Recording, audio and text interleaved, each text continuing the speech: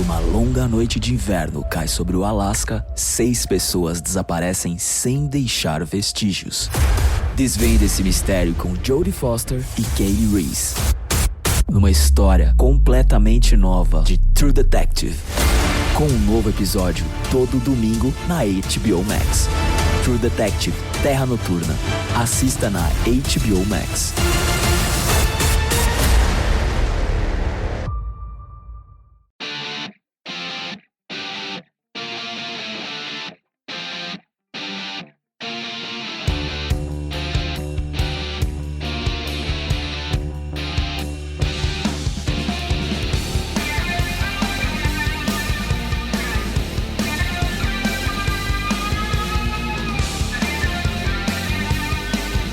Hello, everyone, and welcome back to another edition of the Penscast Mailbag. I am your host, Garrett Bahana. As always, alongside me, he is a fellow contributing writer over at Pensburg.com and co-host of the Penscast and the Penscast Mailbag. It is Robbie Noggle. Robbie, we've had a couple of days to let the excitement kind of swell down, but if anything, I've just gotten more excited to wonder what the free agency and draft period will hold with the newly minted president of hockey operations and Kyle Dubas. And with that, we have a lot of questions this week talking about the potential future of the Pittsburgh Penguins under Kyle Dubas's leadership. So let's dive right into it. We have 14 questions this week coming from both Brian and Snail, frequent mailbag contributors. As always, Robbie, you get question number 1. We'll dive straight into it with Brian here. During the 2008 season, the big acquisition was obviously Marian Hossa at the trade deadline, but were the more valuable acquisitions Pascal Dupuis and Hal Gill. Brian remembers being happy that the Penguins landed Hossa, but he was, quote, enthralled with getting Hal Gill. Robbie, cast your mind back to 2008, and let's go in the Wayback Machine and talk about these trade acquisitions. So I've mentioned on this podcast multiple times the importance of the Marian Hossa acquisition in 2008.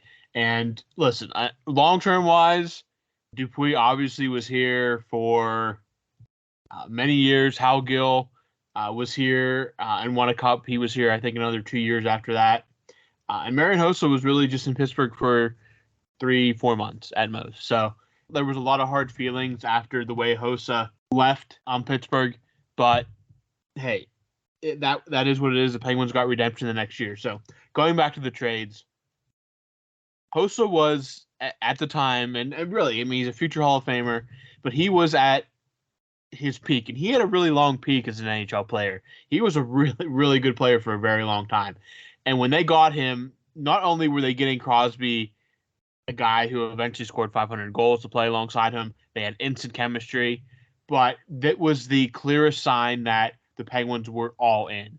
After years of struggles, getting back to the playoffs the year before, this was the sign that the Penguins were all in when they got Marian Hossa. And Dupuis was a toss-in in that trade. Hal Gill was a separate trade.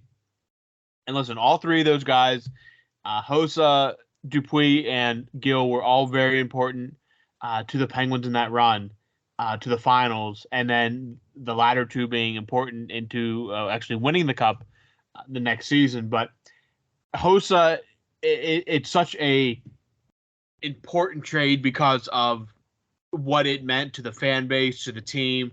I mean, this was a bona fide superstar coming to play in Pittsburgh to join the other superstars that are already here and kind of make their mark and kind of get to about as close to the mountaintop as you can get without actually getting to the peak. And yeah, they got there the next year, but Hossa, though he wasn't there for the Cups, was an integral part of the Penguins getting to where they are today, the success they had today. And though in the short term, he was the most important of those pieces.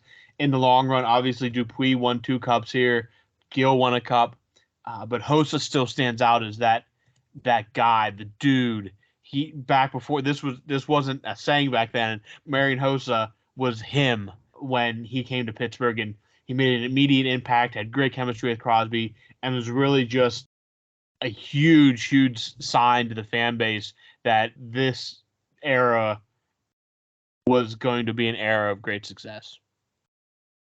Question number 2 from Brian. Sidney Crosby and Mario Lemieux are 2 of 3 players to win the Conn Smythe in consecutive seasons.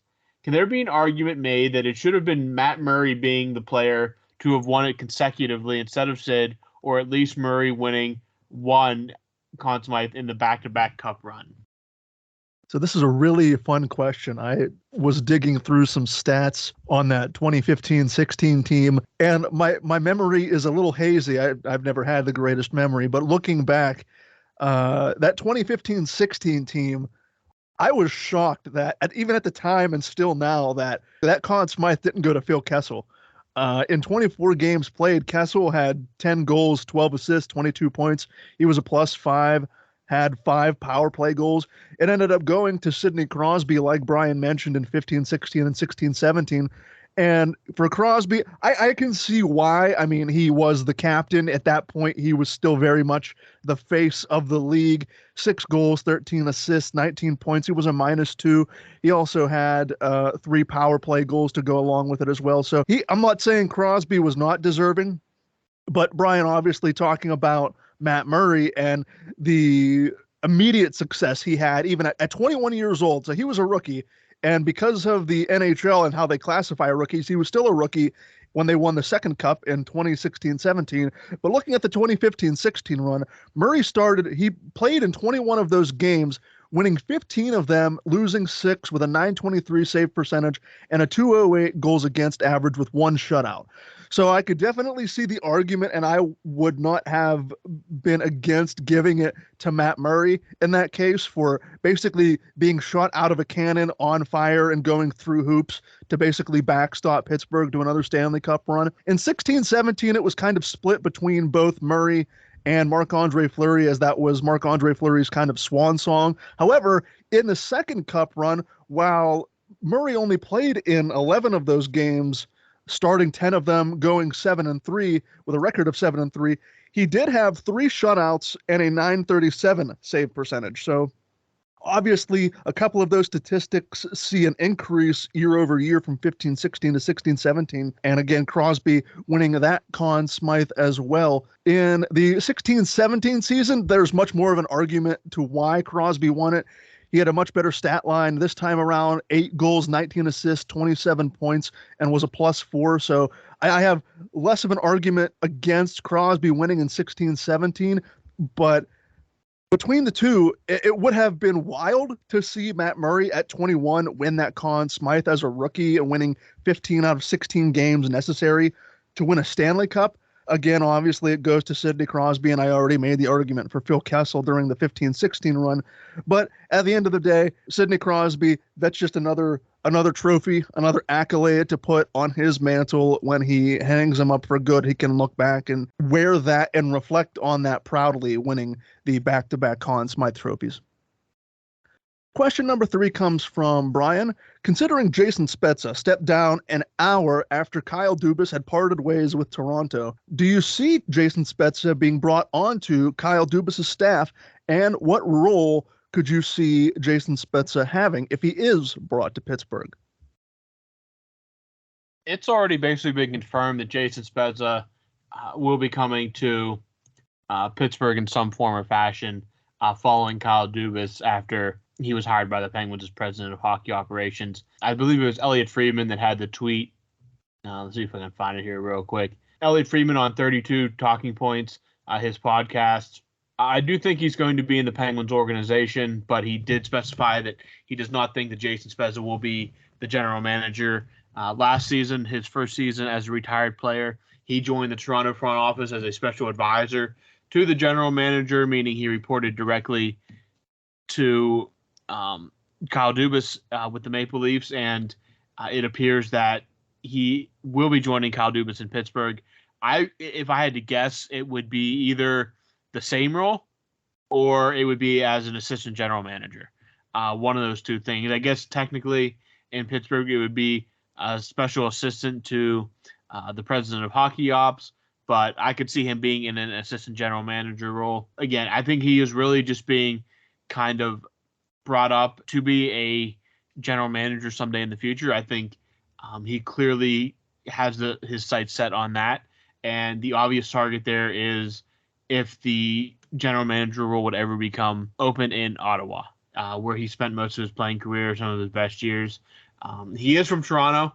He is a Maple Leafs boy at heart, but you have to wonder how exactly, if there's any bridges still intact after that's all that's played out. He does appear loyal to Kyle Dubas, so it does appear that he will be coming to Pittsburgh. That will probably be confirmed here as Dubas begins to make announcements on who his staff will be in Pittsburgh. I would assume that Dubas would like to get it done before the draft because Jason Spezza, I'm assuming, does some scouting in his role at the Maple Leafs, and he'll want to bring that knowledge with him. And he did resign, so he's no longer employed by the Maple Leafs as far as I know. So as long as all the contract issues can work out, I see no reason that Jason Spezza won't be a member of the Penguins front office in some fashion here in the very near future. Brian coming in with question number 4. Garrett, since you're a pop punk fan like me, have you ever heard of a band called City Lights? I recently found them and they are excellent. Sadly, no longer a band though. So we record this on Monday night. Yesterday, Sunday, I was compiling the outline and I was working and I had some downtime while I was working. So I loaded up Spotify and I had a lot of downtime while I was working. And I saw that they had a couple of studio albums and I was very much impressed. So I would like to thank you, Brian, for giving me another band recommendation that I can put into a Spotify playlist. So I was very much impressed. I really like their sound, and I'm always looking for more pop punk. So if you have them, if you have any more recommendations or anything like that, put it in here in the mailbag or even DM me on Twitter and we can talk about it there. But yeah, I had not heard of this band. I saw you ask the question on Sunday. And, and I put up Spotify and I was thoroughly impressed. I really enjoyed both of the albums that I listened to last night. So now you have me hooked. But like you said, they haven't been a band for a couple of years now. But the studio albums that they did put out, I was pretty much hooked. It's that has that classic pop punk sound that I really vibe with. And like I said, I really enjoyed basically discovering this band and listening to this band in the span of like half an hour, 45 minutes, and I was hooked. So, Brian, I thank you for that. Question number 5 will also go back to Brian here. Robbie, what do you think about Bo Bennett saying on Twitter the other day that he might move to Pittsburgh? And he said that Pittsburgh is his favorite city that he's been to throughout his playing and post-playing career. Brian says, I truly feel like Pittsburgh is a hidden gem in America. People don't know the greatness of it until they come here. So, Robbie, I have made my love of Bo Bennett known on this podcast, but I will say, if he does come back to Pittsburgh, we have to make sure there's a stockpile of ambulances at the ready, just in case. Yeah, I saw this tweet pop up. I think somebody retweeted into my timeline over the weekend.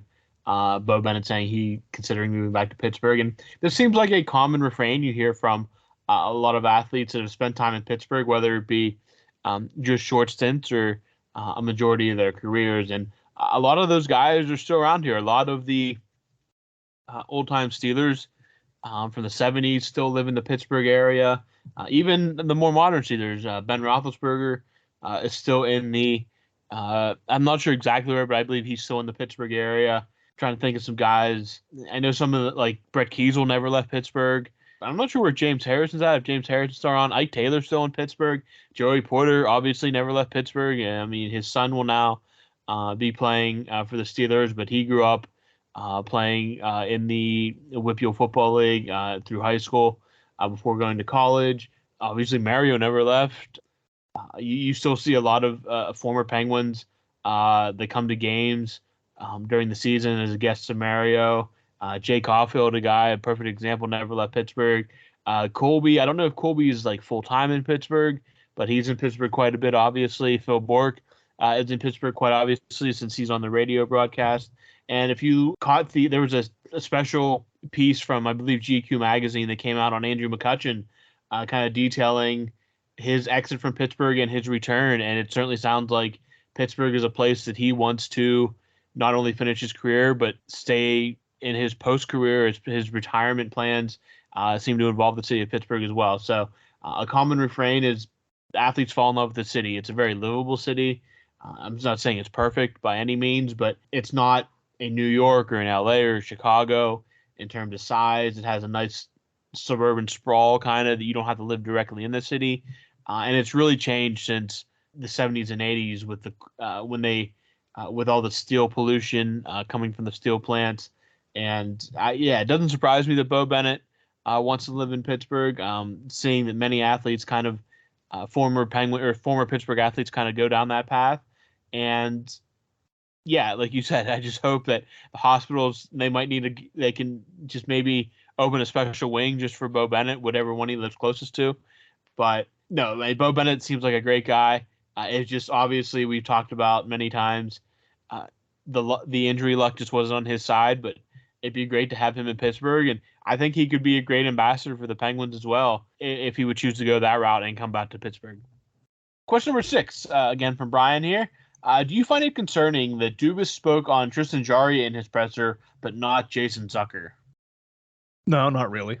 At the time of that press conference, Dubas was basically directly asked about the goaltending situation and Tristan Jarry on an expiring contract. And I don't blame Dubas for not really mentioning Zucker. He basically, like he said, he had been on the job for 15 minutes going into that press conference. I'm sure he's taken a look before then and since then of the depth chart and where the salary cap situation stands. And I'm sure one of his priorities is going to be trying to work out some sort of extension with Jason Zucker. I mean, he did say he really likes the top 6. He thinks it's one of the better top 6s in the league, and obviously Jason Zucker was a big part of that on the second line, having one of the best seasons of his career last season. So no, I'm not concerned. If Dubas was asked about Zucker in that press conference, maybe your fears are put to rest. But no, I think Dubas is trying to formulate a plan as we speak about trying to extend Jason Zucker, keeping as much of that top 6 intact as possible. So no, I don't find it concerning. As we get closer to the draft and free agency, and there hasn't really been progress on that front, then maybe I am a bit more concerned about Zucker's long-term prospects in Pittsburgh. But for right now, when we're still a couple of weeks out even from the draft, no, I'm not concerned about it at this point. Question number 7, also from Brian. Robbie, do you see a situation that if the Florida Panthers were not to win the Stanley Cup, that either Matthew Tkachuk or Sergei Bobrovsky still win the Conn Smythe? And out of these two, which of the two is most likely to win it? So it's very rare, but would you make the argument for a losing player winning the Conn Smythe? It would take a very special performance from either of those guys to win it in a losing effort. The last one, I believe, in a losing effort was Jean-Sébastien Giguère 20 years ago in 2003 as a member of the Anaheim Mighty Ducks. They lost to the New Jersey Devils in 7 games. Giguère was just lights out that entire playoff run. So it's not unheard of. Ron Hextall, cursed his name as a general manager, but he also won a Conn Smythe with the Philadelphia Flyers in a losing effort in the 80s. So, again, not unheard of, not impossible. I just think it would take a truly special effort because I think a guy like Adin Hill, who stepped in to take over the goaltending role for Vegas, if you saw some of the saves he was making in Game 1, if he keeps playing like that, I don't see how he doesn't unseat like a Bobrovsky. Jonathan Marchessault, who can't stop scoring right now, I think is among the favorites to win it. I think if Florida wins it, I don't think, unless Tkachuk scores like 10 goals in the final and Bobrovsky is just kind of mid, I really think it's either Sergei Bobrovsky or bust if Florida wins. Just the way that, remember, the Conn Smythe is the entire playoffs, not just the Stanley Cup final like you see in baseball or the NFL, the Super Bowl MVP, or even the NBA Finals, where the MVP is specifically for that series. The Conn Smythe is a whole body of work across the entire playoff. So I think it's Bobrovsky or no one on the Panthers side if they win, and if they lose, Bobrovsky would have to.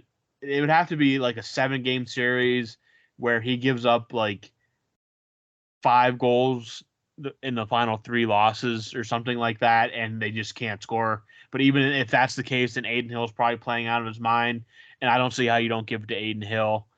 So it's going to take a truly special effort. from guys like Kachuk or Bobrovsky to get the Conn Smythe in a win. So I think if I was putting money down on it, whoever's the winning team will also have the Conn Smythe winner in this series. Quando uma longa noite de inverno cai sobre o Alasca, 6 pessoas desaparecem sem deixar vestígios.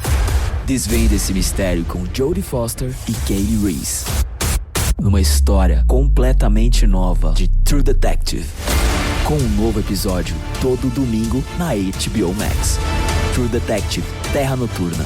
Assista na HBO Max.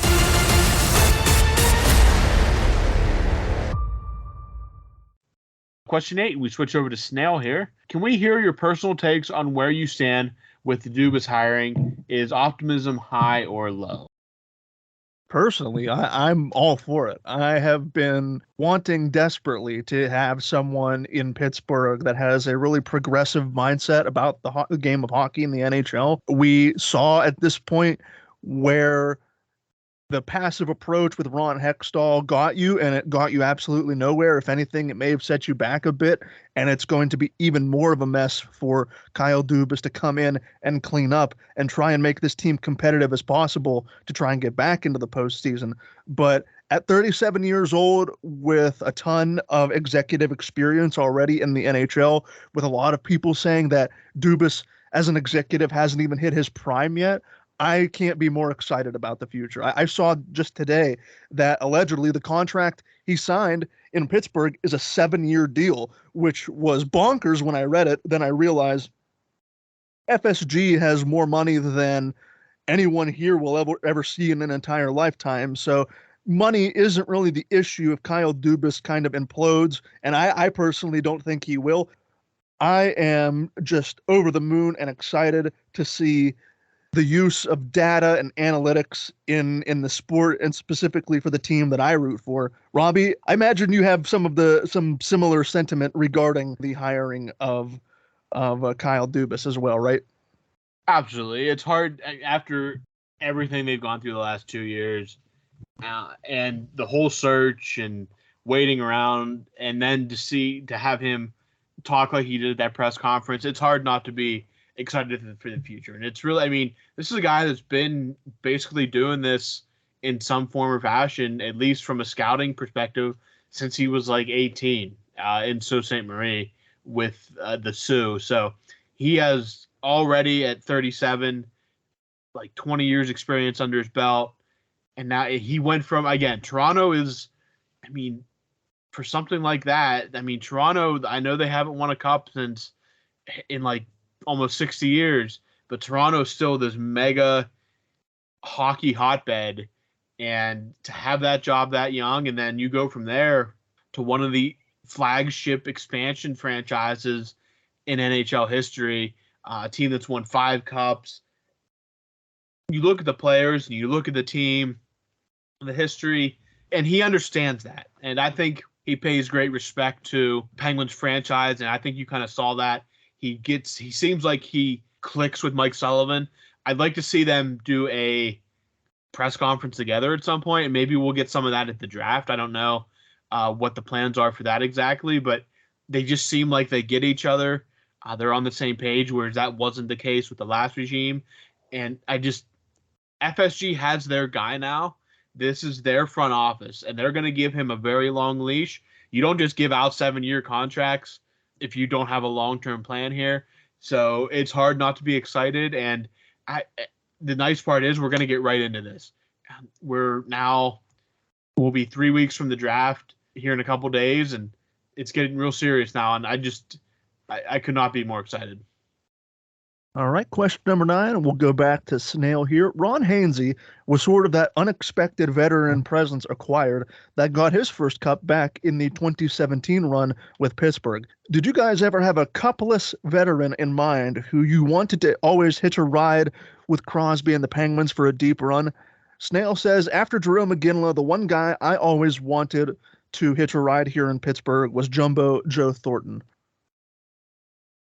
Well, we had the Patrick Marleau experiment that one year that didn't work out. That was 2020, the COVID year. I think, again, sticking kind of with that seems like a lot of greats went through San Jose. And Eric Carlson, Brent Burns, who's now in Carolina. Who else? Oh, Joe Pavelski. Again, the Penguins denied a lot of these guys Stanley Cups in 2016. So the Penguins kind of play a role in those guys not having a cup, but I can't say that, hey, that's what it is. No, Pavelski's a guy, an American. I've always enjoyed watching him play. I've always loved his game. Dude does not stop, and he looks like he's going to keep going. So that'd be a guy that I'd love to see get a shot at a cup in Pittsburgh. Obviously, Jumbo Joe and Marlowe are no longer in the NHL. I don't know if Thornton has officially retired yet, but you never know when his time is officially done. But it's sad that he won't ever get that cup shot. Other guys, just can't thinking off the top of my head here.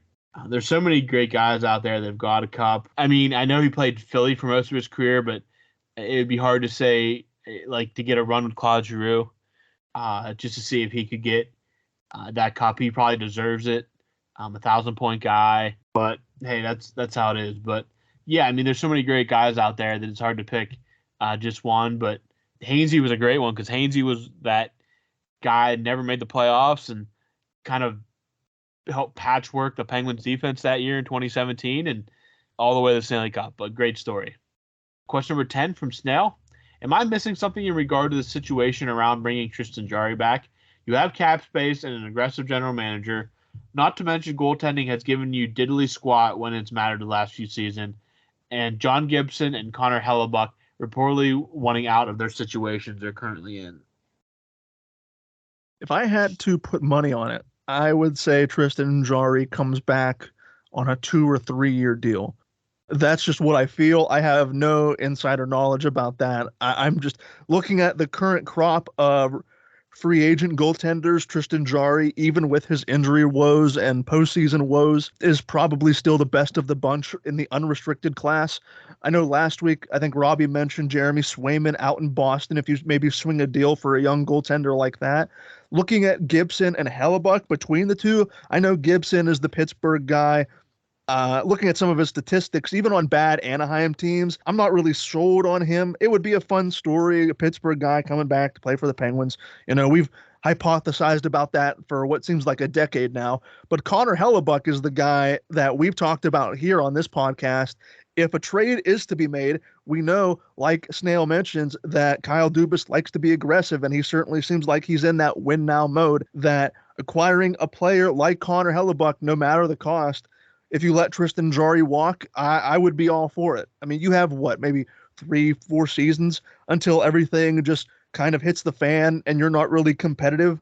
So max out as much as you can in the short term. I don't care really what it would cost to get a Connor Hellebuck. Between the two, I'd take Hellebuck. If that meant Tristan Jarry walks to unrestricted free agency, then so be it. But as things stand right now, I kind of have a feeling that Tristan Jarry is going to be back on a short-term, I don't know if you even want to call it a prove-it deal or a bridge deal, but I don't know. He doesn't really have a ton of leverage. I mean, he's been a good regular season goaltender, but like Snail mentioned, when you needed it the most, you didn't get it from Tristan Jarry for one reason or another. Mostly injury playing a role in that. And I know injury, you can't really control injury as a professional athlete, but professional sport is a what have you done for me lately business. And in Jarry's case, what he's done lately for the Penguins hasn't really created meaningful, sustainable results. If Jarry walks and they go get a Hellebuck, great. If they bring Jarry back, prove it to me that you can be the number one, because you're probably only going to get a 2 or 3 year deal. Question number 11 comes from Snail. Everyone's talking about the free agent class this year being a weak one. That always frustrates me because teams like Tampa or Carolina don't wait for free agency to get players they need. They'll go out and make a trade for the player that they want. Robbie, looking at some of the potential players hitting the market this year or players who may want out of their current situation, who are some names that you may be eyeing for a Dubas-esque kind of trade? To make trades, you got to have two dance partners. It's great to have a list of players you'd like to acquire, but if no one's willing to deal, then it can't be done. And the Penguins, again, that 14th pick, how valuable is that pick? We might find out here in the next couple weeks if the Penguins decide to move it or keep it and take a player in the draft. And Kyle Dubas didn't really show his hand in his press conference when it came to what he may be thinking about that pick. So we're kind of left in the dark with that. But I don't think, again, the Penguins don't necessarily need that top six, and Kyle Dubas kind of explained. If we get the piece, we get the piece.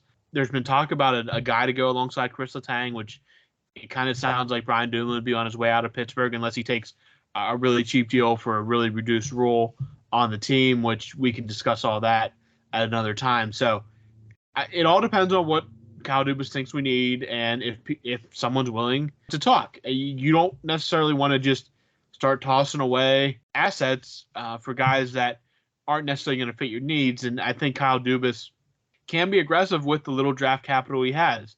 And he was like that in Toronto, and he was very aggressive with getting guys like Ryan O'Reilly in there. And there's a lot of work that can be done in the trade market. But I know that we talked about the free agent class being weak. Just because there's not any top-end talent doesn't mean there's not assets out there that they can use that are much better than what they have on the bottom six right now. That bringing guys like that in, the bottom six guys that are free agents, that, okay, they're not a top six flashy guy, but they're good enough to help the Penguins on the bottom six. So when we talk about a weak free agent class, we kind of talk about it more in there's not like the year that Ryan Suter and Zach Parise, they were free agents, stuff like that. That kind of, when there was that whole sweepstakes going on, it's more of there's no, I guess, standout name at the top of this class that people will be throwing out 8-9 year contracts to sign, rather than just with good talent on the bottom six, which is in this class. So we'll see how Kyle Dubas goes with that. It's really hard to get a feeling on who they could target, because I do think one area he will be aggressive, and he mentioned the salary cap, is in free agency. So that's one thing to watch out for. Question number 12 from Brian.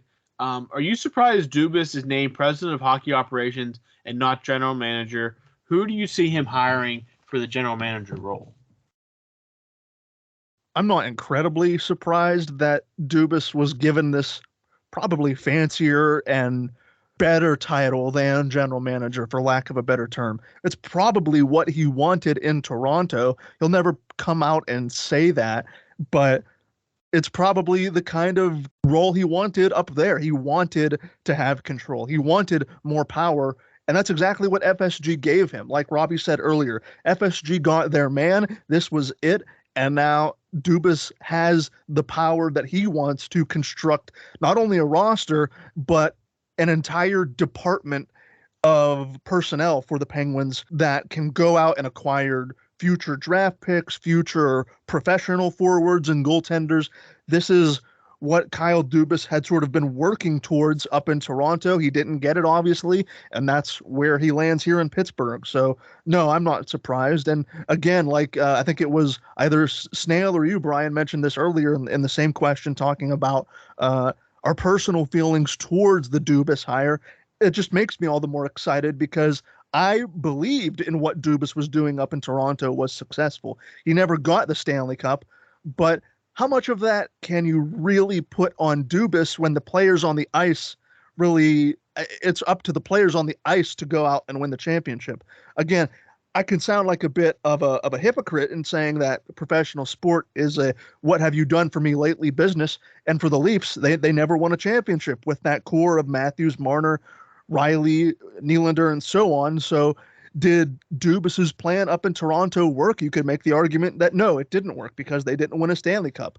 And that's why Dubas is now in Pittsburgh and not in Toronto, or at least part of the reason. I'm not incredibly surprised that he has this more prestigious, probably upper level title compared to GM. Who does he hire for the GM role?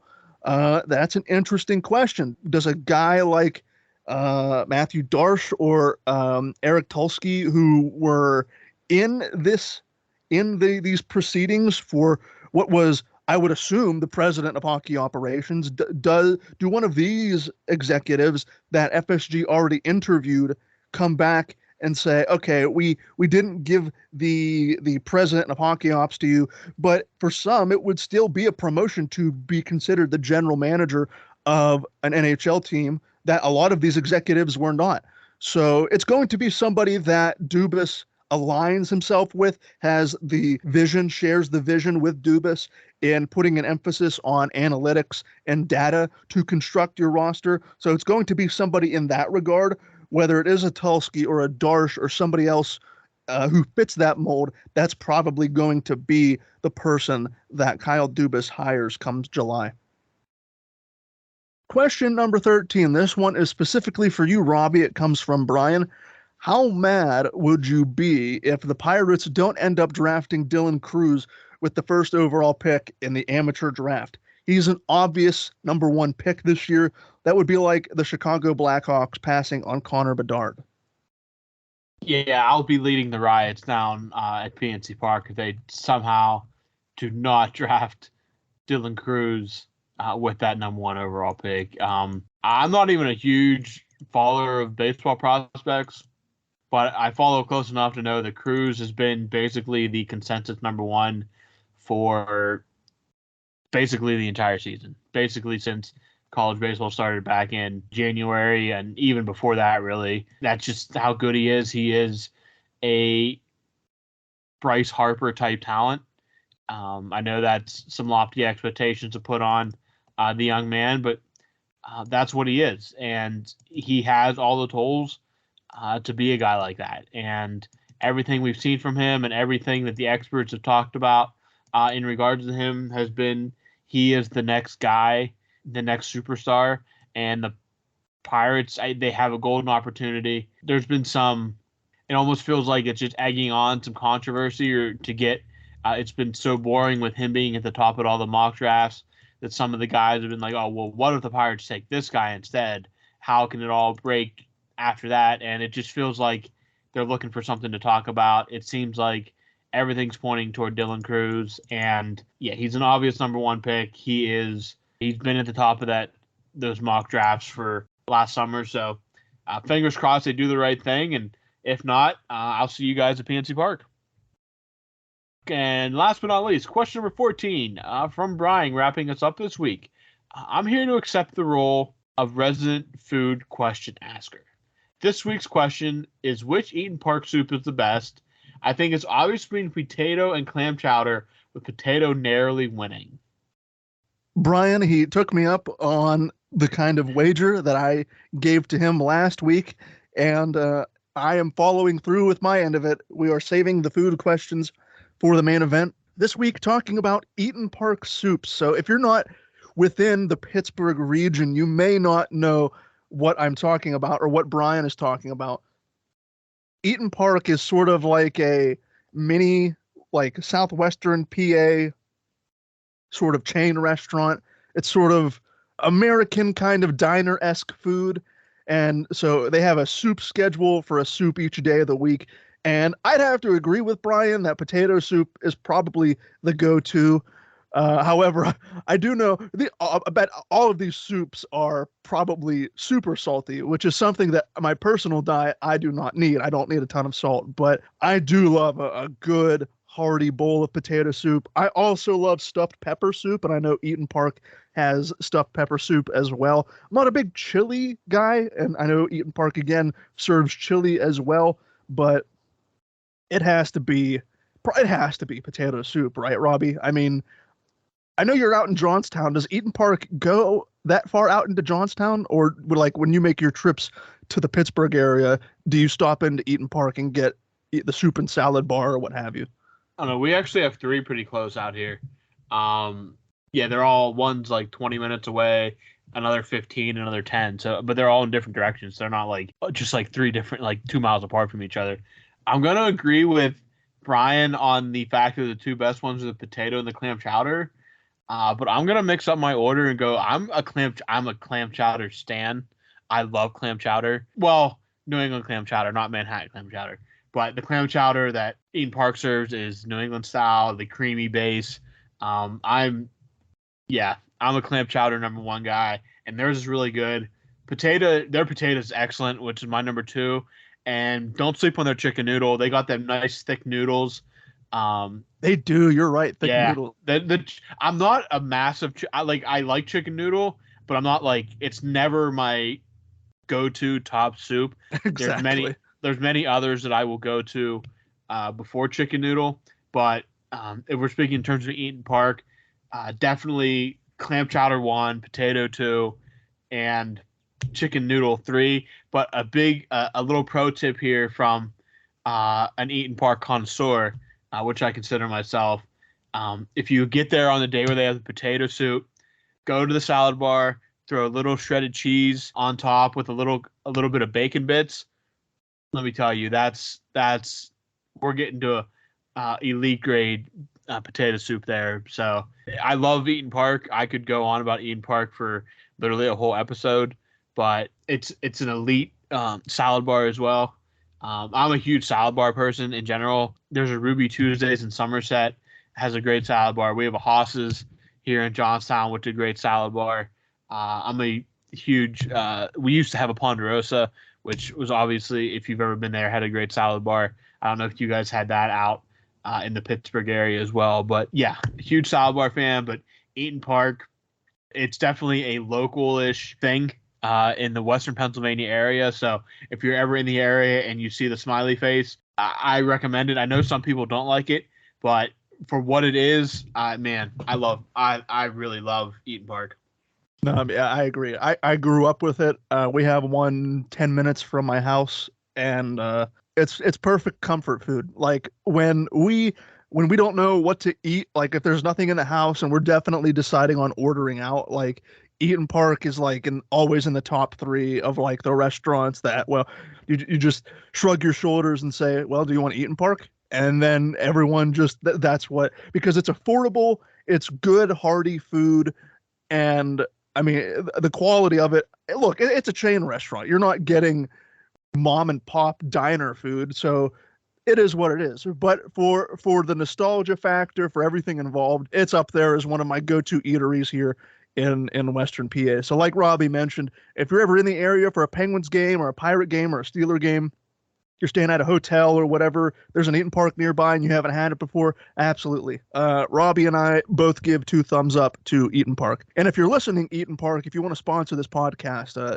feel free to reach out to either me or Robbie on Twitter. We are taking applications for sponsorships as we speak.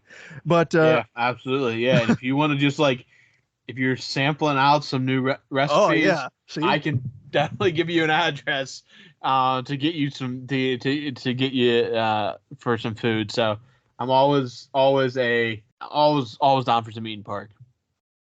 Alrighty, with that, we wrap up another edition of the Penscast Mailbag. Thank you all so much for listening to this week's show. For Robbie Noggle, I have been Garrett Bahana. Thank you all once again for listening to another edition of the Penscast Mailbag, and we will talk to all of you again this time next week.